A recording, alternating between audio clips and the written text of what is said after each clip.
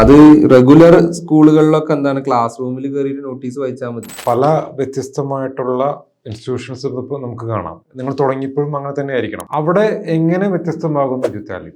മഞ്ചേരി നമ്മൾ ഇരിക്കുന്ന ലൊക്കാലിറ്റിയിൽ തന്നെ ഒരു 6-7 ഇൻസ്റ്റിറ്റ്യൂട്ടുകളുണ്ട്. പക്ഷെ ഏറ്റവും കൂടുതൽ വിദ്യാർത്ഥികൾ ഉള്ളത് എവിടെയാണ്? എജുതാലിമിലാണ് പഠിക്കുന്നത്. അത് വ്യത്യസ്തമാകാൻ കാരണം ഒന്ന് ഇതിന്റെ സർവീസ് തന്നെയാണ്. അത് അപ് ടു ഡേറ്റ് ആയിട്ട് കാര്യങ്ങൾ കുട്ടികൾക്ക് എത്തിച്ചു കൊടുക്കുന്നുള്ളതാണ്. 2 ഈ സർവീസിലുള്ള തന്നെയാണ് അതിന്റെ ക്ലാസ് ഏറ്റവും ബെസ്റ്റ് ആയിട്ട് നമുക്ക് കൊടുക്കാൻ പറ്റുന്നു. പിന്നെ ഇതിലൊക്കെ മെയിൻ ഈ കുട്ടികളുടെ രജിസ്ട്രേഷൻ, ഇതിന്റെ കൃത്യമായ ടൈമിലുള്ള നോട്ടിഫിക്കേഷൻസ് കാര്യങ്ങളൊക്കെ അത് റെഗുലർ സ്കൂളുകളിലൊക്കെ എന്താണ് ക്ലാസ് റൂമിൽ കയറിയിട്ട് നോട്ടീസ് വായിച്ചാൽ മതി.